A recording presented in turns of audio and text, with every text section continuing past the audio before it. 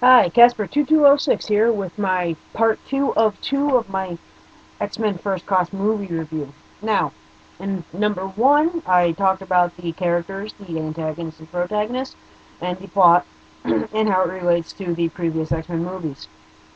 So if you're watching this and you haven't seen number 1, go watch number 1, then come back.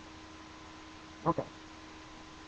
Now, let's talk about the story. Story is, uh, first part of the movie, anyways, a story on Magneto's origin, Professor Xavier's origin, and kind of Mystique's origin.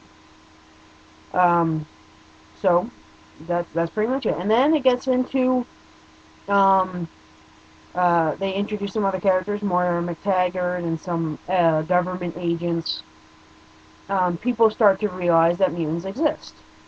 Again, it takes place in the 60s, some 30 something years before the first movie, if that. The previous movies were never really dated, so you can kind of think what you want to think. So they start realizing mutants exist, and well, now the reason they recruit these mutants is because they have to go against Sebastian Shaw and his group of mutants. So I'm trying not to spoil anything. I'm sorry if I am. So they try to go against his group of mutants. So of course they have to recruit, and they start finding other mutants by way of a prototype of Cerebro. Again, sorry. So they go to find mutants. They go, they do the whole, you see Cerebro work, kind of like, pretty much how it worked in the first two X-Men movies. And of course, they show mutants, kind of winks to the fans and people from the other movies, and you get noticeable mutants and non-noticeable mutants alike. So then there's that, and then they, of course, they have to go against the Hellfire Club, if you will. So of course they have to train. So they train, and that's a really cool part of the movie too. It's kind of the whole second reel of the movie is training and the Charles Xavier's mansion and introducing, you know, and turning into the X-Men, um, which was quite cool. They show off everyone's power. Like I said, I think Banshee has some awesome scenes, and some of them are his training scenes, which is really awesome. Beast has some cool ones, and so does Havoc and everyone else. Um, and even Magneto and Professor X uh, understand their abilities a bit more than they did previously. And then, of course, there's the third reel, which is the whole confrontation. Like I said, it's the Cuban Missile Crisis in the 60s intertwined with this X-Men story, which is done really well. So there's that, and that's the whole, part of the movie, and of course the confrontation of the X-Men versus the Hellfire Club, and that all comes to a head in quite an awesome climax for the movie. And so that's pretty much the movie without really spoiling anything. I really don't want to spoil it for people. I want them to go see the movie. It's really good. Now let's talk about the movie a little bit and how it relates. Everyone's gonna have their nitpicks, especially fanboys are gonna have their nitpicks. It's not like the books. This didn't happen in those movies and blah blah blah and stuff like that. Now remember, now, this is my opinion. It's not fact, but I'm pretty sure this is what happened. That they said, screw X-Men: The Last Stand #3 and screw Wolverine #4. They were called X3 and X4. They didn't happen because they stunk. We're just gonna go by the continuity of the first two movies, and which they do. They don't go outside the boundaries of those two movies. So there's really nothing there. Now the books, on the other hand, of course, they take liberties, and they did with the first movies. If they didn't take liberties, then in the first movies would have took place in the 60s, and it would have just been Cyclops and Beast and Jean and Iceman and Angel. You can't really do, you make the movie like they made it with Rogue and Wolverine and Cyclops, and because they're the most popular mutants, they didn't do Beast because they didn't have the budget. But Beast is in this, and Beast is the only X-Men in this movie that is in the X-Men First Class books.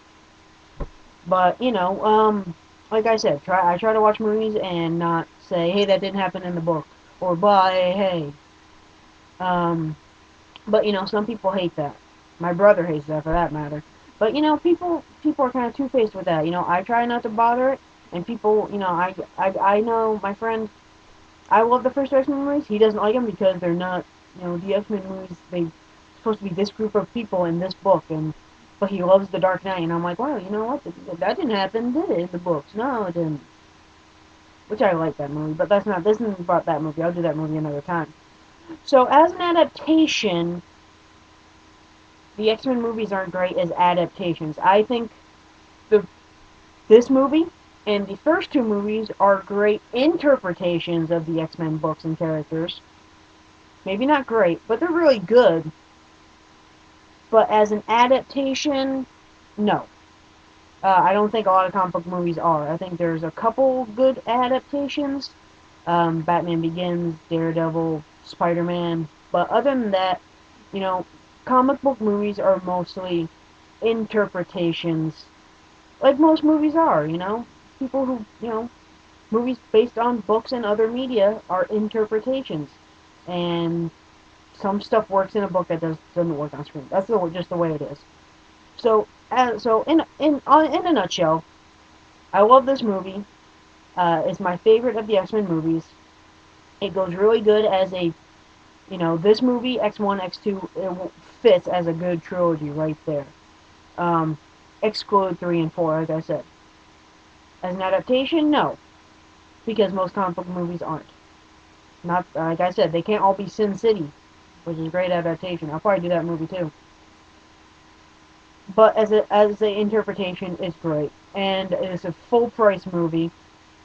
To rate it, um, thumbs up, full price, 4.5 stars, not 5, but 4.5, because I had some nitpicks, like any fanboy will. But I recommend it. Go see it. It's a great X-Men movie. It's way better than, 3 and 4. If you really hated the series after 3 and Wolverine, forget them. Go see this movie. It's awesome. And then watch the first two, and you'll be like, yeah, yeah, that should have been the trilogy right there. Great, done great, and I hope Vince Vaughn, if they do another one, I hope Vince Vaughn directs it, and I hope Bryan Singer stays on to produce them with Laura Donner, who's produced all the X-Men movies. So I hope they keep that team uh, and keep it in the Singer universe of X-Men, because it really works. Singer really tapped into something that really worked for the X-Men on screen that just didn't work for the other ones when Singer wasn't attached. So like I said, go see it. It's a full price movie. To quote Spill.com. I am a Spillio, and I will be asking their permission to use their rating system. So I hope they don't delete this video. I will be writing them a letter and asking them. So I say it's full price. Go pay full price for it. You will not be disappointed. Casper2206 saying, I will see you at the movies.